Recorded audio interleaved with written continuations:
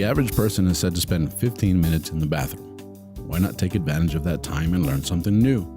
Presenting the 15-minute podcast on weird facts, crazy details, and funny particulars that you'll be able to enjoy while you're taking a on your free time. Welcome to This Shit with Sam Butler. Welcome to another episode of The Shit Podcast. We have a very special guest with us today, a stand-up comedian, one of the top stand-up comedians here in Mexico. You may have seen him on several of his specials on Netflix, and I have the pleasure of having him here in the studio today.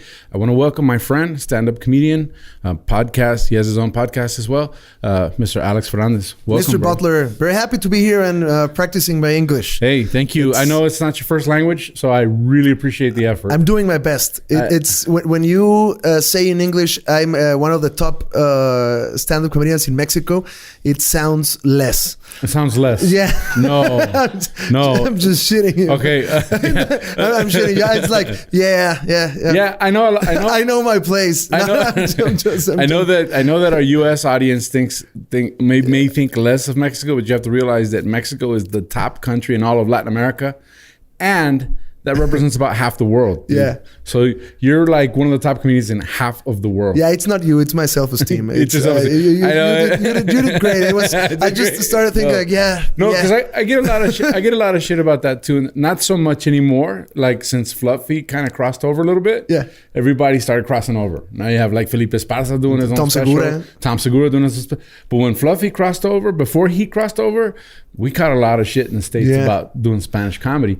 And I was like, bro, it's half the world. Yeah. I mean, it's like, and they're like, well, I don't know. But now everybody's coming around and going like, dang, there's growth here. And that's one of the things that I don't think a lot of Mexican comedians realize. Stand-up comedy in the United States really started around the 50s with Lenny Bruce. He was just like here in Mexico. They did a lot of character, vaudeville type acts, and their job was to tell jokes between cabaret acts. And the guy decided one day he was just going to start talking, and he started talking, and everybody laughed. He actually fought for your First Amendment right if you're in the U.S., the freedom of speech. He got arrested all the time. He was the punk.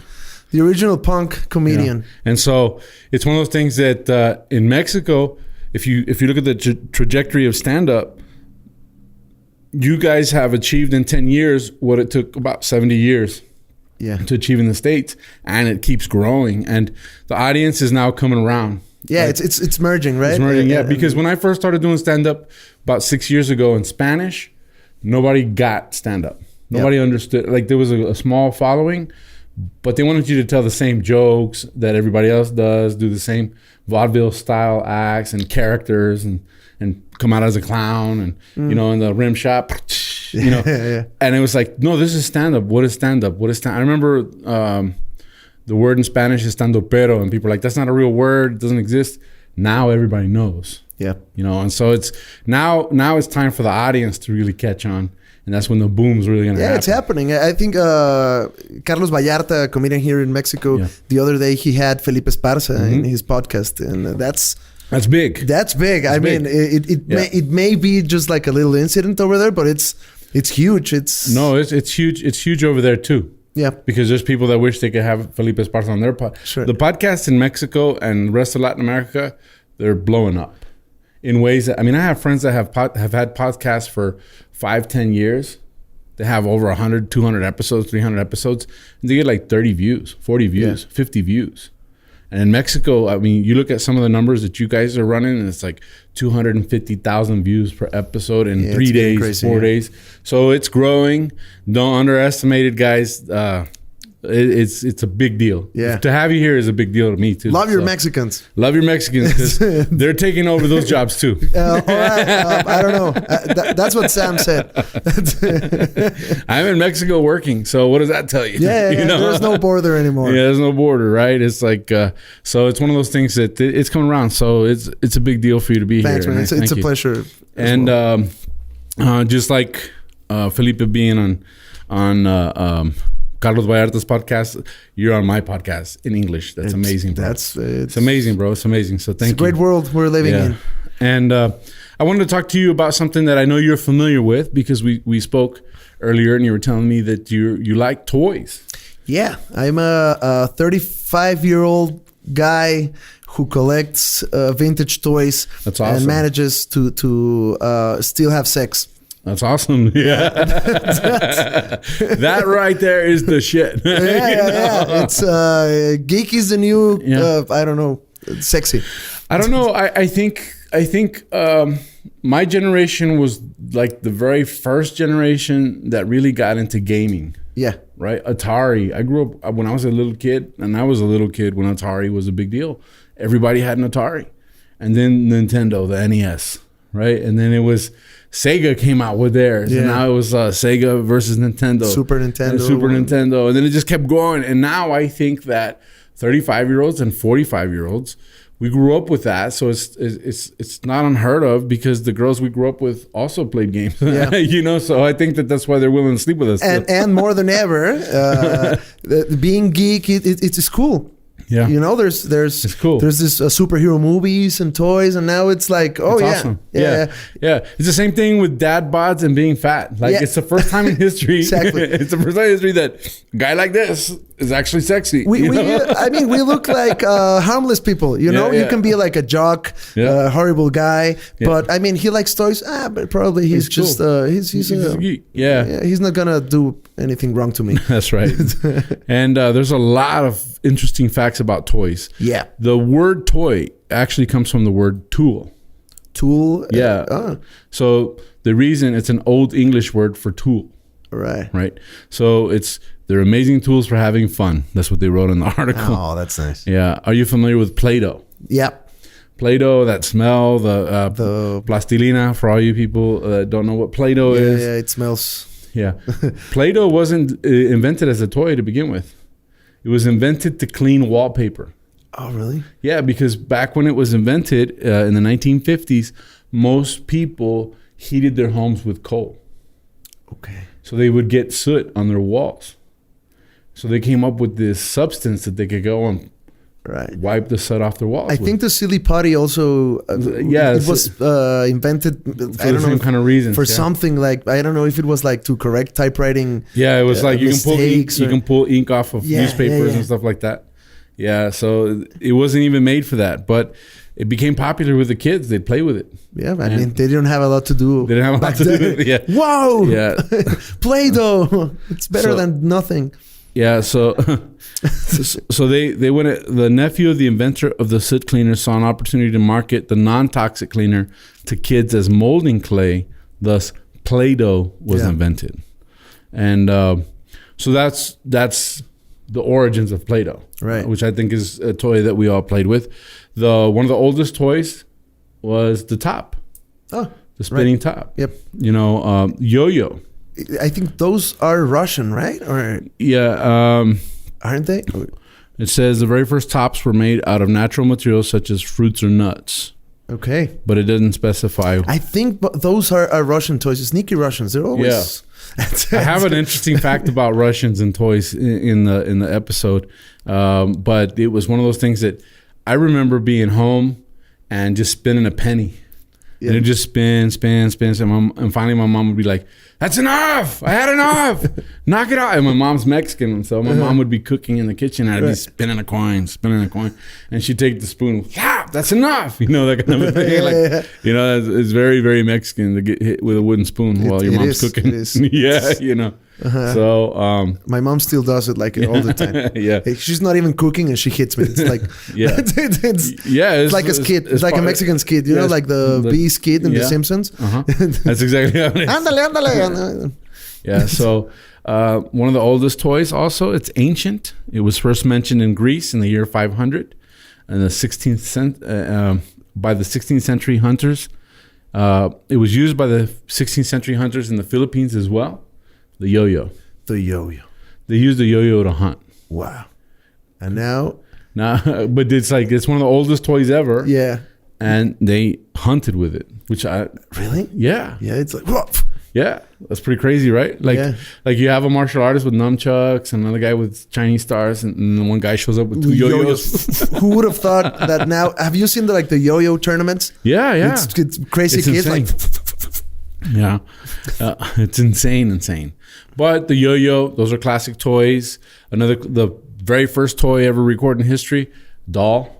They've been playing with dolls. I mean, there's all kinds of stuff.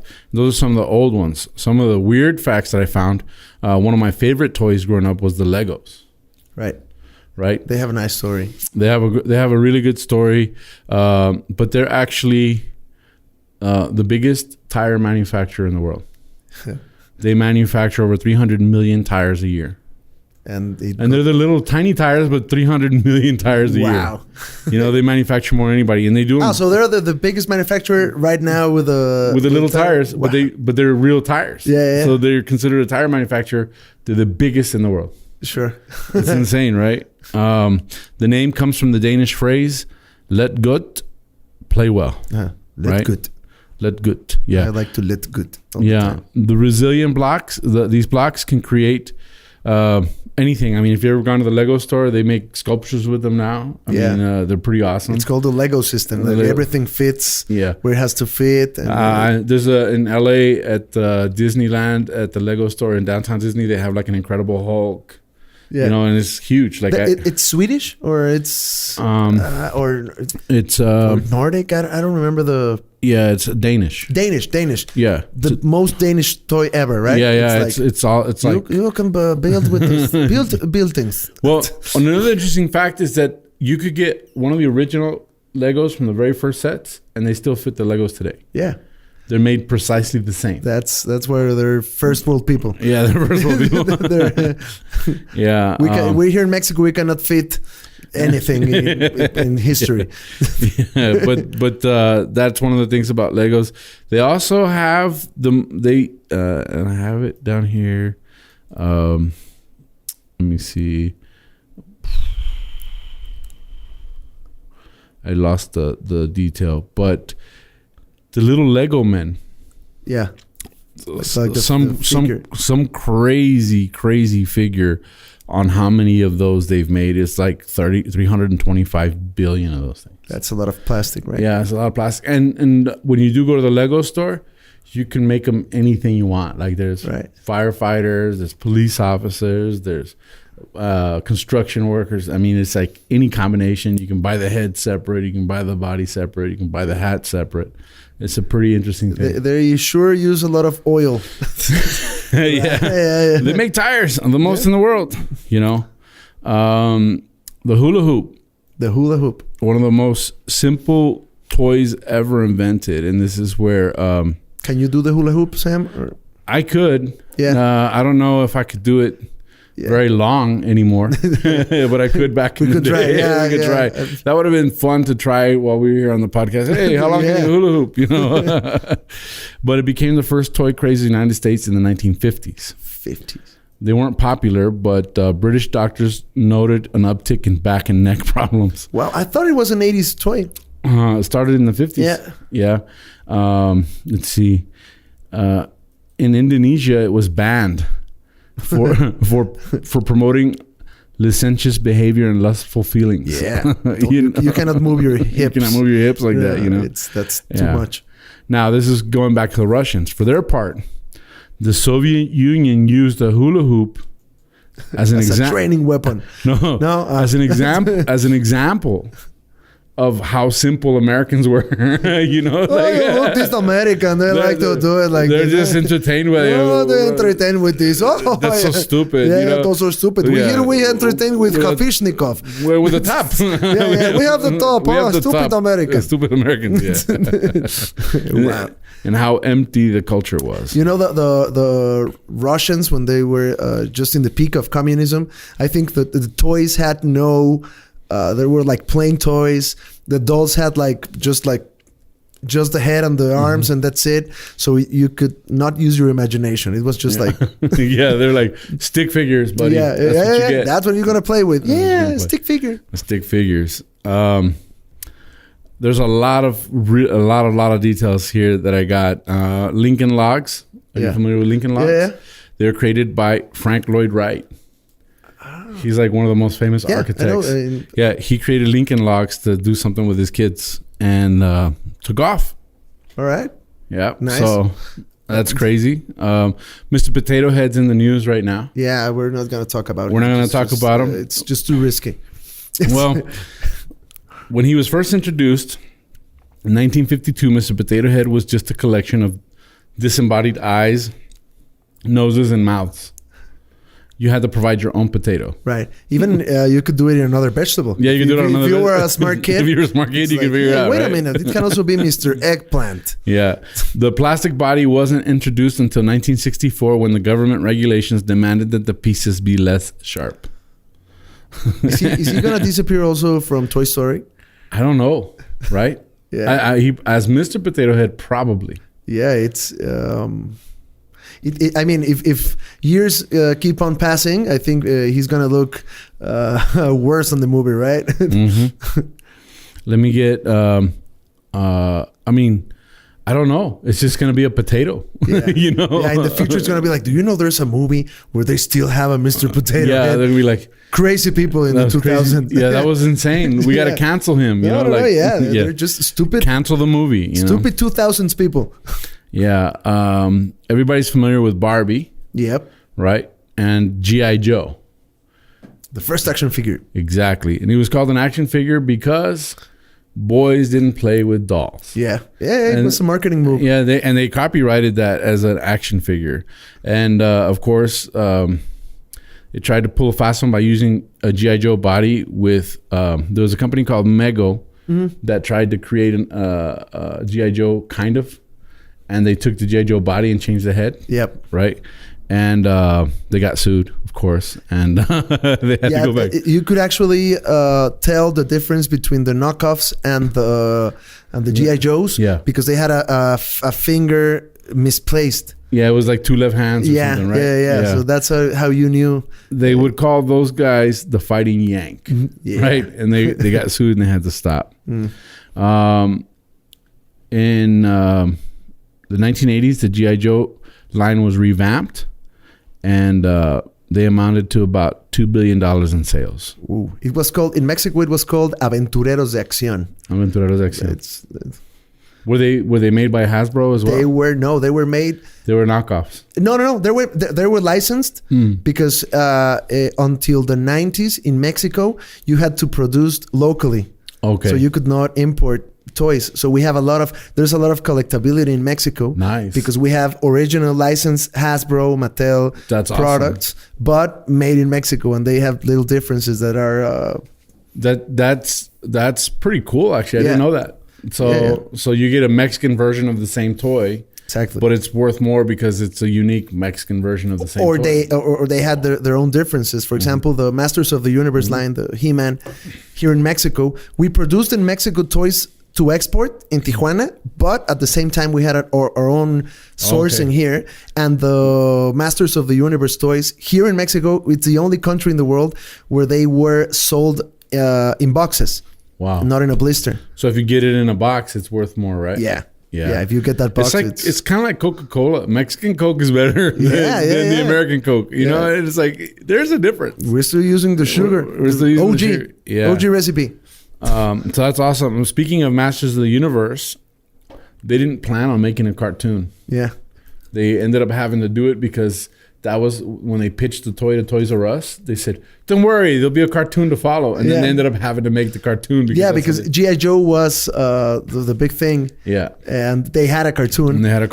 So the first thing they said, they have a comic. They have a comic in the box. And really? I don't know if if that would be enough. Yeah. No, a comic and a cartoon. A cartoon's coming, right? Yeah. It's just like today, you see guys get YouTube famous and they end up being stand-up comics. Yeah. It's like... And can you do stand-up? Yeah, of course. That's my thing. That's my thing, right? Yeah. That's how it works. I have a lot of mama jokes. Yeah. The Force was with them. That's what this says. This is a crazy story about Star Wars toys. Crazy. And I'll read it. It says, having been turned down by the biggest toy companies in America, one film production team finally accepted the deal with a tiny Ohio company, Kenner, to make the toys for their forthcoming sci-fi flick. The deal would give Kenner exclusive rights to the toys based on the film, in perpetuity, provided Kenner gave them just $10,000 a year.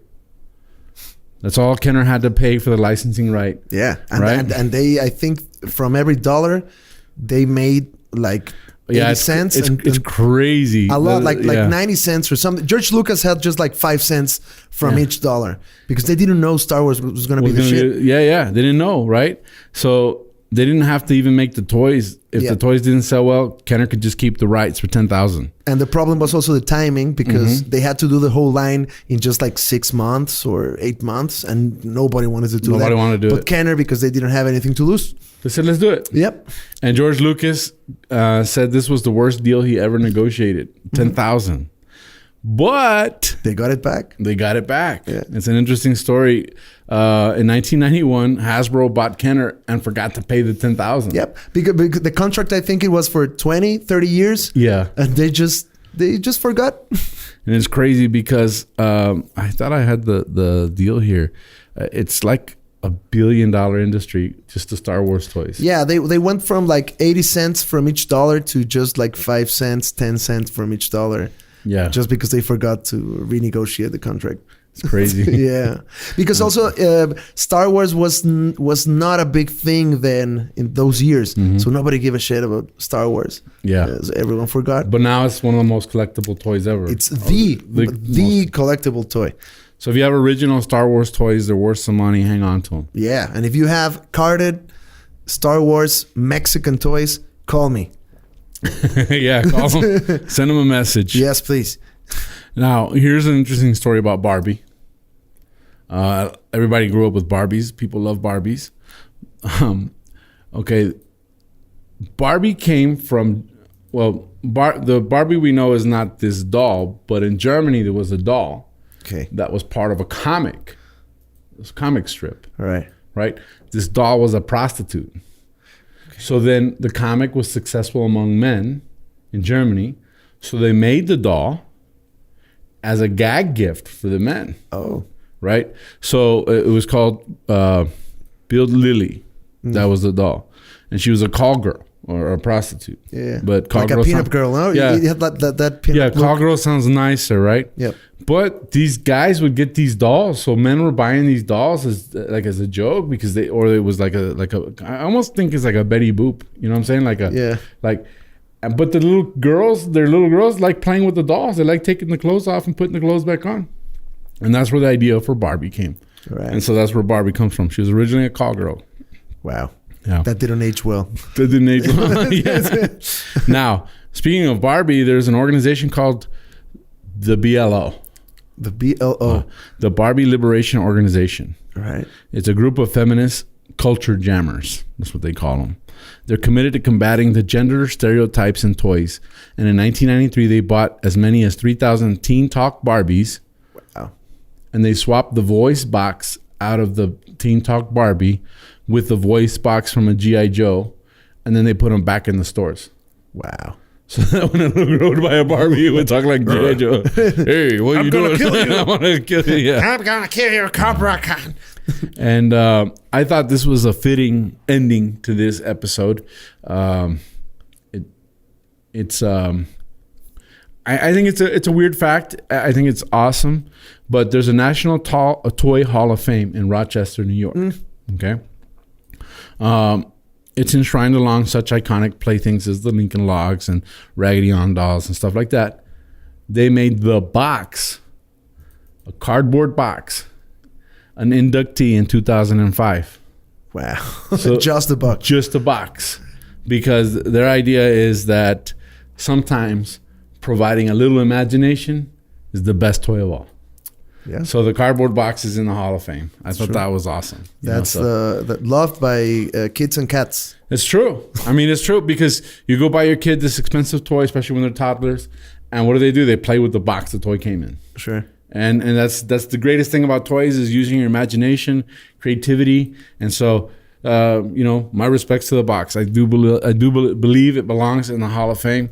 2005 was inducted into the Toy Hall of Fame. So that wraps us up for this episode of the Shit Podcast. Thank you very much. I mean, I enjoyed it. I like toys still. I'm 45 years old. I don't play with toys very much, but they bring that nostalgia. I mean, there was so much we could talk about. The Rubik's Cube. I mean, those are like, there's so much to know about toys. The board games. What is it? The candy cane one. Yeah, candy cane, right? Candyland. Candyland, right? Yeah. That was made for kids that were in an iron lung when they were suffering from polio. Oh, really? So they wouldn't get bored. Okay. Right? So I mean, there's a lot of details here. I mean, we could go on for another 30 minutes easy. But our episode's supposed to be 15 minutes. We're at like 25 minutes. That's a long shit. It's a long shit. We appreciate you guys following us.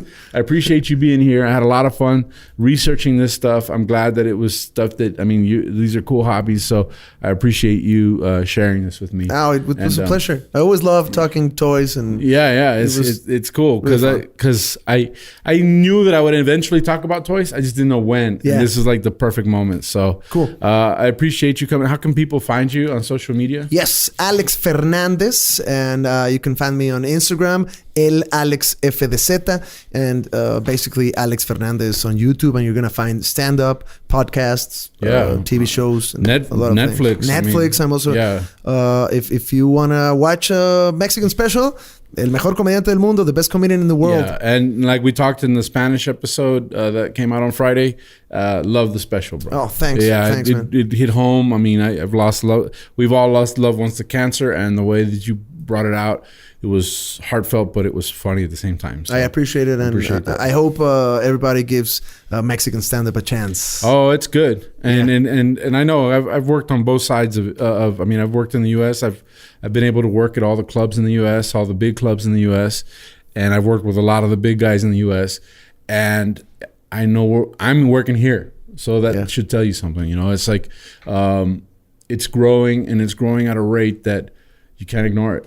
And it's either you're a part of it or you're going to get left behind. Yeah. You know? Yeah. And so I appreciate you being here. Thanks, and man. I appreciate you guys tuning in. You can find me as Tu Amigo Sam. That's TU Amigo Sam on my social media, as well as my YouTube channel. Please like and subscribe. Hit the little bell so you get notified when we have an episode. Leave your comments. We appreciate the comments. We strive to bring you guys a good podcast. And you can find us on all of our streaming platforms as Está Cagado Podcast. I think we have the Shit Podcast on the same channel as Está Cagado Podcast. So check that out. Thank you guys. And that's it for this episode. Thank you. Long live the box. Yep.